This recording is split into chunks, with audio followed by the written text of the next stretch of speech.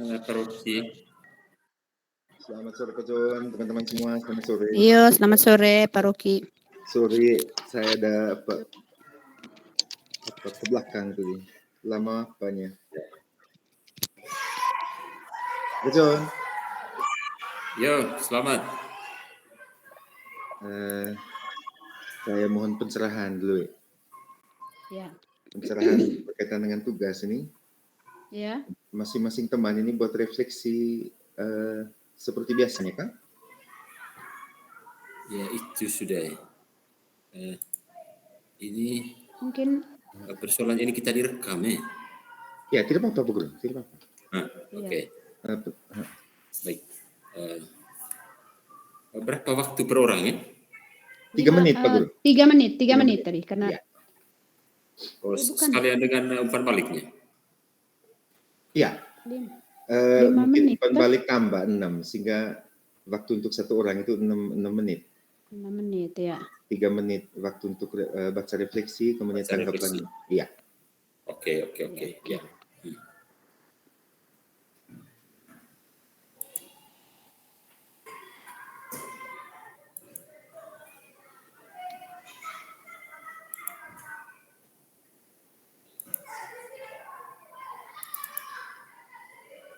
Ini maksudnya kakak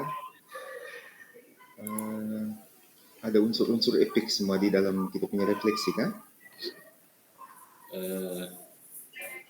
Rocky, selamat sore. Kayos. Selamat sore Ija. Baru hari ini ada Rocky ini satu kelompok nih, bisa bertemu di Rome nih. Luar biasa. Oke, baik. Menurut saya, entahlah, tergantung kita. Kalau saya punya refleksi sebentar, tidak semua saya ambil. Misalnya refleksi segitiga itu saya ambil poin satunya saja. Karena kalau kita baca semua, mungkin waktu tidak cukup. Ya, cukup ambil satu bagian saja. Bagian. 4P, ya. Refleksi yang berkaitan dengan epik ya kan? Iya. Kalau itu kita ambil yang sesuai yang tadi yang 10 poin itu kah? Yang dikasih oleh Pak tadi itu. Ya. 10 aspek. Ada di modul juga Pak Guru, modul hari kelima tuh ada umpan balik. Eja ambil satu. Oke. Oh, kita ambil, maksudnya kita ambil di yang 10 aspek itu, baru kita baca, kita punya refleksi yang dari hari pertama sampai hari ke sekarang ini kan? Ya, pilih salah satu Pak Yosef, satu bagian juga. Misalnya satu hari kita pilih satu bagiannya. Oke. Baik. Masih tergantung kita ya kakak ya. Kita pilih hari keberapa gitu.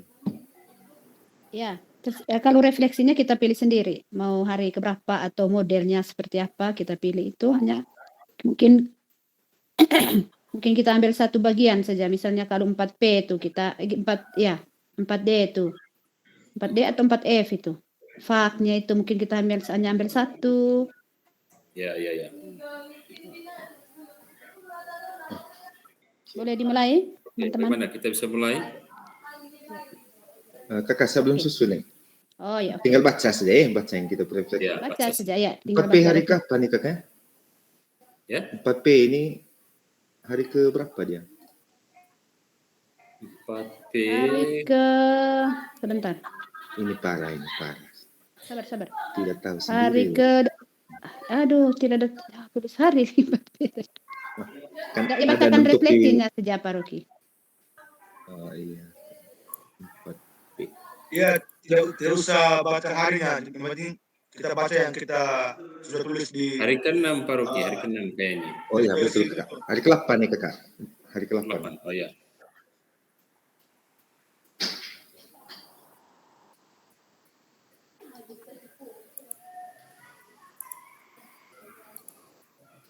Kita sepakat ini kah? Model 4P kah? Atau?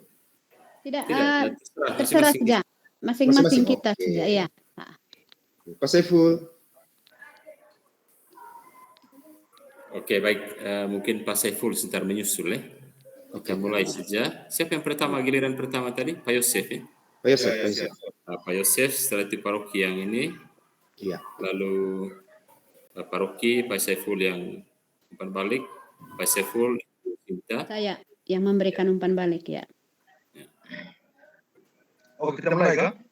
Ya. Ya, Ejang. Ya, kita mulai ya. Oke, baik, selamat sore untuk kita semua. Jadi Selamat sore. saya akan Selamat sore.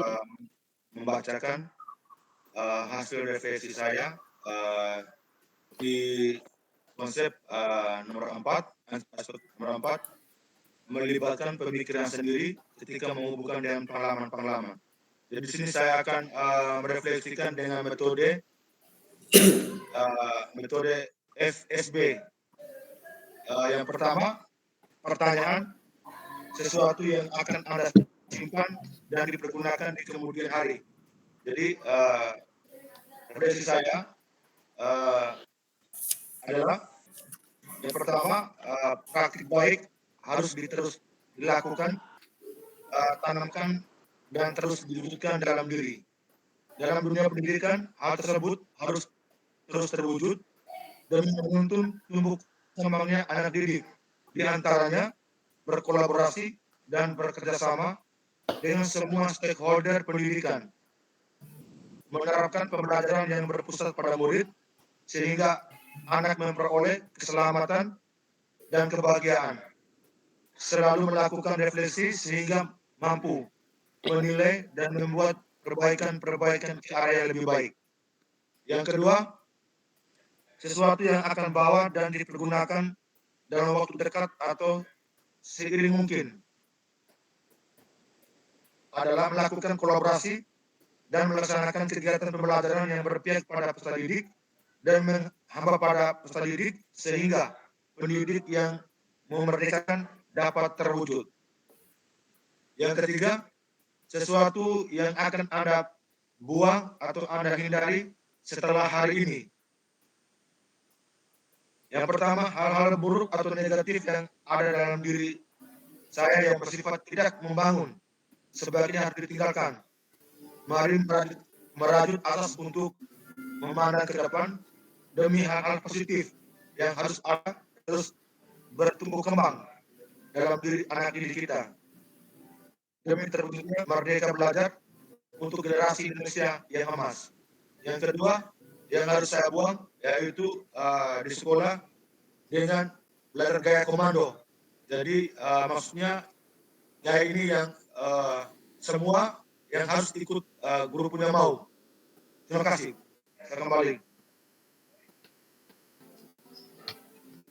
Lalu Teh, terima kasih. Oke, Kakak Didi. Terima kasih sekali. tinggal memberikan umpan balik. Ya. Baik, giliran saya kasih tanggapan ya. Ya, Pak. Oke, terima kasih Pak Yosef Minggu yang sudah membacakan refleksinya dengan sangat bagus. Berkaitan dengan poin keempat ya Pak, melibatkan pemikiran sendiri ketika menghubungkan pengalaman-pengalaman. Jujur Pak Yosef, refleksi ini kan kemerdekaan dia. Dia lahir dari kemerdekaan berpikir Pak Yosef. Namun saya lihat bahwa Pak Yosef mengaitkannya dengan pengalaman nyata di sekolah. Yang kedua, saya melihat kelebihan Pak Yosef ini bisa bercermin dari diri sendiri. Artinya Pak Yosef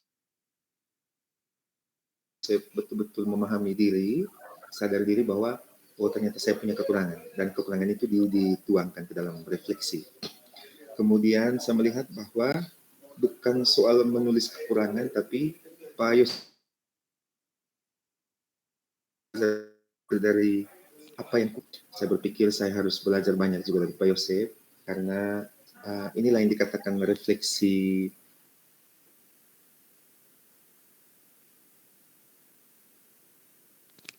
mandiri ya.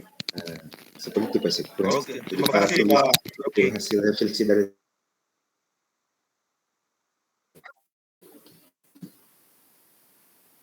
saya kembali. Terima kasih Pak. Yuk, sama-sama Pak Yosef. Masih mute kakak? Masih mute Pak. Kakak John masih mute kakak. Ya. Oke, terima kasih. Jadi kesempatan yang kedua paroki, Ya. lalu Pak Saiful nanti yang memberikan.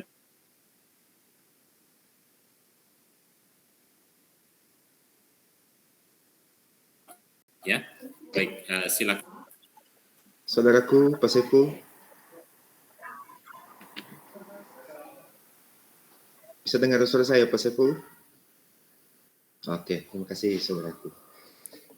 Teman-teman, saya ambil refleksi pada hari ini.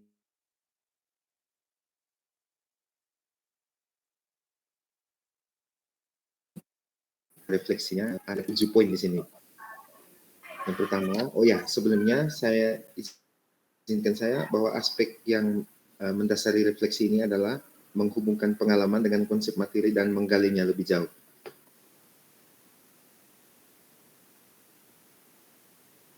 Pertanyaan pertama, apa saja hal-hal yang telah berjalan dengan baik? Yang telah berjalan dengan baik adalah saya semakin memahami konsep dan penerapan praktik coaching. Yang kedua, apa saja hal-hal yang menantang? Yang paling menantang dalam pelaksanaan praktik coaching adalah upaya untuk memberdayakan coachee melalui komunikasi asertif yang bisa menggali semua informasi tentang coachee demi pencapaian tujuan di masa depan. Pertanyaan ketiga, apakah ada hal-hal yang membuat Anda tidak dapat melihat dengan jelas ataupun tidak yakin apa yang harus dilakukan? Jujur, materi LME serta diskusi kolaboratif bersama instruktur, fasilitator, dan rekan-rekan CPP sangat membantu saya untuk semakin memahami tentang coaching dan supervisi akademik. Pertanyaan keempat, apakah ada hal-hal yang berbeda dari yang Anda ketahui atau lihat selama ini? Hal yang paling berbeda dari apa yang saya ketahui selama ini dengan materi modul pembekalan adalah pada awalnya saya mengira bahwa dalam coaching saya bisa memainkan juga peran mentor dan konselor. Ternyata coaching memiliki prinsip yang sangat berbeda, di mana pusat coaching adalah coachee. Saya hanyalah seorang pendamping yang bertugas menggali segala potensi positif dari coachee, sehingga coachee bisa memahami persoalannya sendiri serta menemukan sendiri solusinya. Dan yang paling penting adalah mendampingi coachee dalam melihat masa depan. Pertanyaan kelima, apakah ada hal-hal yang mengejutkan Anda? Yang paling mengejutkan saya adalah penerapan supervisi akademik berbasis coaching. Saya baru tahu bahwa supervisi yang baik adalah supervisi yang bersifat kemitraan, bukan pola atasan atau bawahan. Pertanyaan keenam, apakah ada sesuatu yang mengubah Anda atau menyebabkan Anda mengubah apa yang telah Anda ketahui sebelumnya?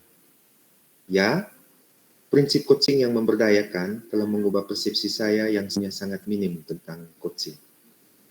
Pertanyaan terakhir, apakah ada konflik selama pembelajaran berlangsung? Mengapa dan bagaimana Anda menanggapinya? Tidak ada konflik selama pembelajaran berlangsung karena saya dan rekan-rekan CPP selalu berdiskusi dengan hati dan kepala yang terbuka. Sikap ini sangat menunjang sikap kolaborasi kami, yaitu demi mencapai tujuan bersama. Teman-teman, terima kasih. Seperti itulah refleksi yang saya buat. Terima kasih Pak Rocky, silakan Pak Saiful memberikan umpan balik.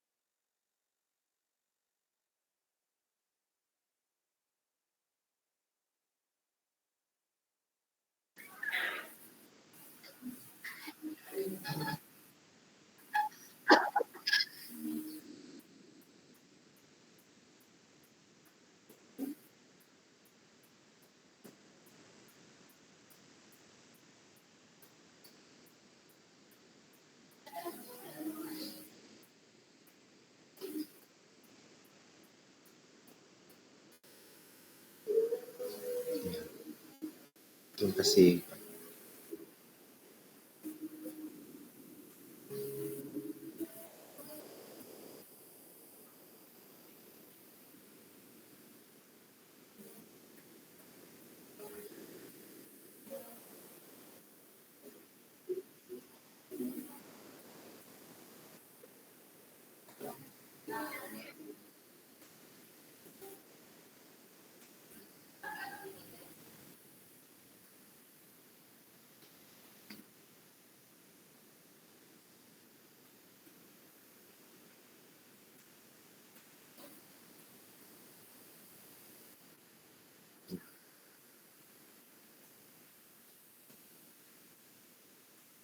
Ya, betul.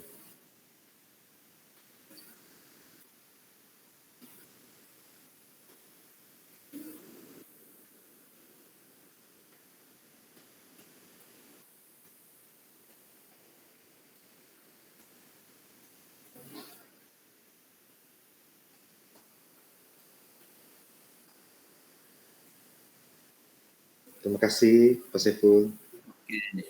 Terima kasih kepada Pak Rocky dan Pak Saiful.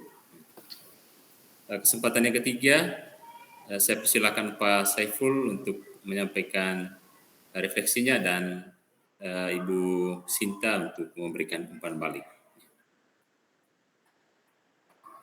Ya.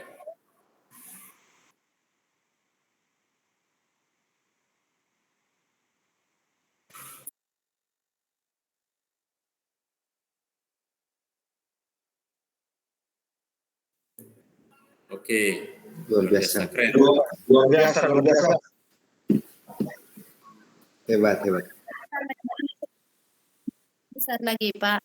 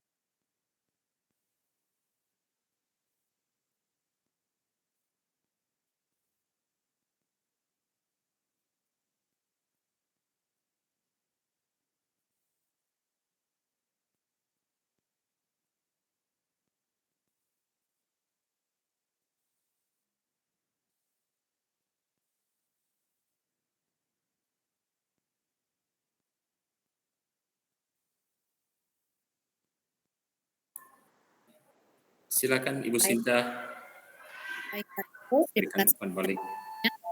Jadi yang pertama saya memberikan apresiasi kepada Pak Saiful karena sudah memaparkan atau menuangkan hasil refleksinya pada sebuah apa namanya ya, pada sebuah media yang begitu luar biasa kreatif ya Pak Saiful. Kemudian yang kedua tadi Pak Saiful katakan bahwa Pak Saiful merasa masih bingung dengan materi-materi yang telah dipelajari. Bingungnya itu di mana Pak Saiful?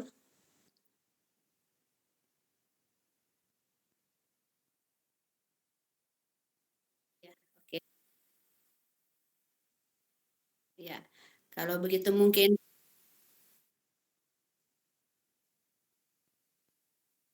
ya, baik. Terima kasih Pak Saiful. Ya, ya. Berarti itu yang akan Pak Saiful lakukan. Dan satu lagi, walaupun Pak Saiful merasa bingung karena belum begitu paham dengan materi, Pak Saiful masih bersemangat. Itu yang saya tangkap tadi itu Pak Saiful masih bersemangat untuk belajar. Jadi itu nilai positifnya dari Pak Saiful. Seperti itu. Ya, terima kasih. Itu saja umpan balik dari saya. Oke, terima kasih untuk Pak Saiful dan Ibu Sinta atas refleksi dan umpan balik yang disampaikan. Ya, luar biasa. Selanjutnya saya minta satu teman yang bisa mengendalikan ini, karena kami yang berperan sekarang, Ibu Sinta yang menyampaikan refleksi dan saya memberikan umpan balik. Bisa minta bantuan Pak Saiful untuk mengingatkan kami. 3 menit membacakan refleksi, 3 menit maksimal untuk ini. Oke. Terima kasih. Baik, terima kasih Pak John. Jadi hasil refleksi saya pada kegiatan beberapa hari yang lalu itu terkait fasilitasi. Jadi di mana di dalam kelompok itu kami bersama instruktur membahas tentang teknik-teknik fasilitasi. Dan selain membahas teknik fasilitasi, kami juga mempraktekannya atau bagaimana cara untuk berpasangan itu dalam melakukan teknik fasilitasi. Kemudian bagaimana perasaan saya saat pembelajaran tersebut? Saya merasa senang dan bersemangat karena di dalam kelompok saya bertemu dengan rekan-rekan guru yang hebat, saling memberi masukan dan kritikan yang membangun untuk memperbaiki hal-hal yang belum maksimal. Ceritakan hal-hal sedangkan hal-hal positif yang terjadi itu kolaborasi dan kekompakan di antara rekan-rekan guru. Hal-hal yang menghambat pembelajaran pada saat itu adalah jaringan yang kurang bersahabat. Kemudian ide-ide yang muncul setelah mengikuti pembelajaran, jika saya menjadi fasilitator, saya akan menjalankannya dan teknik-teknik fasilitasi yang saya pelajari. Kemudian kesimpulan dari materi atau pembelajaran yang saya ikuti pada hari tersebut, bahwa dalam menjalankan tugasnya, seorang fasilitator perlu memahami dan menerapkan teknik-teknik fasilitasi agar kegiatannya berjalan dengan baik dan terarah untuk mencapai tujuan bersama.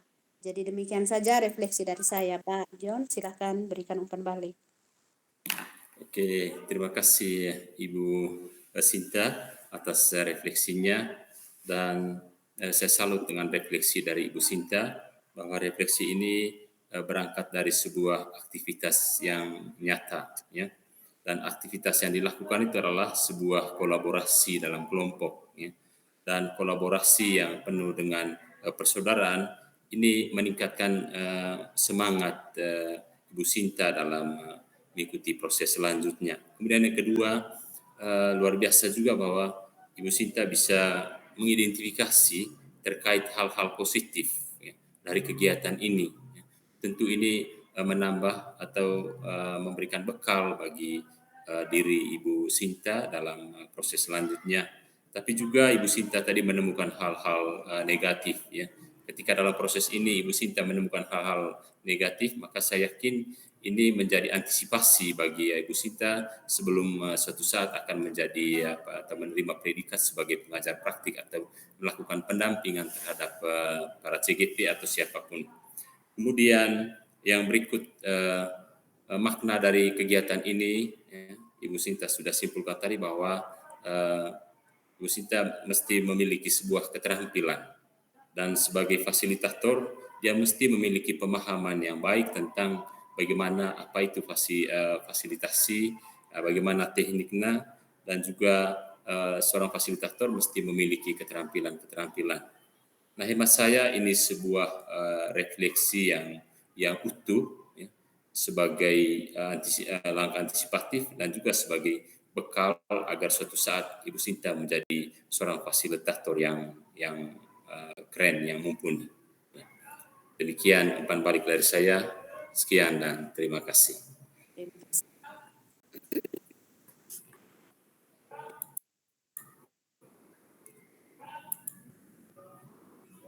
Oke, Mas.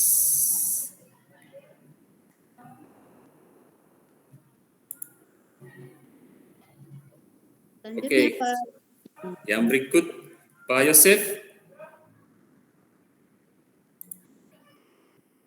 Pak Yosef. Siap. Oke, sekarang giliran saya untuk menyampaikan refleksi, dan izinkan saya untuk share refleksi saya. Oke. Bisa dilihat teman-teman? Bisa agak begitu, Pak. Oke, baik. Saya mulai ya, Pak Yosef. Oke, baik. Ini adalah bagian dari refleksi dengan model segitiga. Ini sisi yang pertama yang saya ambil. Pertanyaannya adalah setelah pembelajaran hari ini, saya akhirnya memahami bahwa, jadi itu sisi pertama. Jadi setelah pembelajaran hari ini, saya akhirnya memahami bahwa penetapan tujuan dan refleksi merupakan serangkaian proses penting untuk menilai potensi diri, cara, komitmen, dan konsistensi diri, serta kemajuan yang telah dicapai agar pada akhir proses ini saya memiliki kompetensi, keterampilan, dan perubahan sikap. Pada hari ini, para instruktur telah membantu mempertajam pemahaman saya tentang hakikat, tujuan, dan makna refleksi dalam tahapan untuk melakukan sebuah transformasi. Bahwasannya, kompetensi, keterampilan, dan perubahan sikap merupakan bekal untuk melakukan sebuah transformasi diri dan lingkungan belajar. Melalui pembelajaran hari ini juga, saya mampu memahami bagaimana saya menghargai orang lain melalui pemberian umpan balik atas perkataan ataupun perbuatan orang lain. Pada akhir sesi pembelajaran hari ini, saya memahami bahwa eksistensi saya sebagai guru saat ini merupakan sebuah sintesis dari serangkaian peristiwa dan pengalaman dalam ziarah hidup. Kesadaran ini muncul ketika pada titik ini saya sejenak berproses dalam sebuah ruang yang memungkinkan saya menata adaku saat ini setelah menoleh ke belakang untuk menatap masa depan dalam meraih asa yang telah terpatri dalam nubari.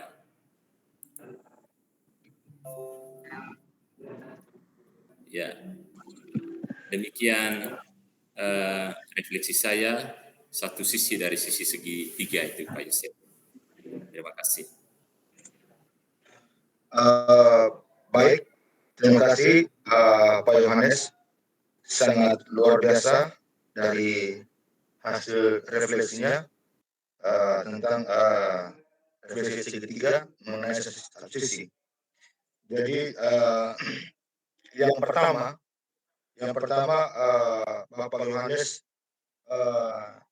telah menemukan tujuan dari tujuan untuk menilai kompetensi diri itu melalui sebuah refleksi sehingga bisa sampai ke tujuan yang lebih baik. Yang kedua, Bapak Yohanes telah menyadari dengan melakukan refleksi bahwa suatu kegiatan akan berjalan dengan baik, bisa sampai ke tujuan itu, bahwa kita harus benar-benar melakukan refleksi diri dengan baik. Yang ketiga, memang kita sebagai insan yang beriman selalu melihat dan menata masa depan melalui siara-siara dengan refleksi yang kita lakukan siara hidup ini. Sangat luar biasa Bapak Yohanes. Jadi refleksinya membuat kita tergugah bahwa dengan kita punya keyakinan masing-masing, kita kembali merefleksi melihat apakah yang telah kita buat sudah baik atau belum. Sangat luar biasa Bapak Yohanes refleksinya. Terima kasih Pak. Oke, terima kasih Pak Yosef atas umpan baliknya yang meneguhkan, menguatkan, dan juga memberi motivasi untuk saya terus berproses. Terima kasih Pak Yosef. Sama-sama. Oke, baik teman-teman, kita sudah menyampaikan hasil permenungan refleksi kita dari perjalanan sampai hari ini, dan juga kita sudah saling memberikan umpan balik. Oke, mari kita berbagi cerita, berbagi rasa dari apa yang kita sudah sampaikan pada sore hari ini. Silakan, mungkin ada poin-poin yang mau kita sampaikan dari umpan balik yang kita kemukakan tadi. Silakan, yang paling cantik duluan. Oke, Pak Yosef. Silakan Pak Yosef yang sudah resign. Pak Yosef kan bukan cantik. Terima kasih. Jadi di sini saya ingin bercerita. Saya tertarik sekali dengan refleksinya Pak Yohanes. Jadi untuk kita semua, jadi kita yang sebagai insan beriman, kita jangan pernah lupa dengan kita punya sejarah hidup. Kita harus sesudah kita melangkah, kita harus mulai kembali menata apakah yang kita lakukan ini sudah sudah baik atau benar, sudah baik atau belum baik. Jadi kita harus kembali lagi. Jangan kita senang dengan apa yang kita miliki sekarang. Jadi harus kita bisa melihat lagi apakah yang kita buat ini sudah bisa diterima atau belum. Itu yang harus kita buat. Kembali lagi dan sebentar bisa kembali. Terima kasih Pak. Oke, terima kasih pada Pak Yosef. Oke, Pak Saiful, saya persilakan.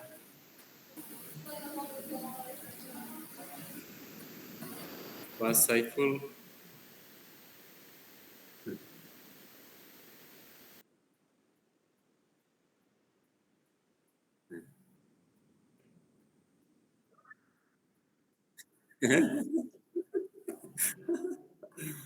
Ya. Oke, baik Pak Saiful. Ibu Sinta. Ya, baik Pak, terima kasih. Kita refleksi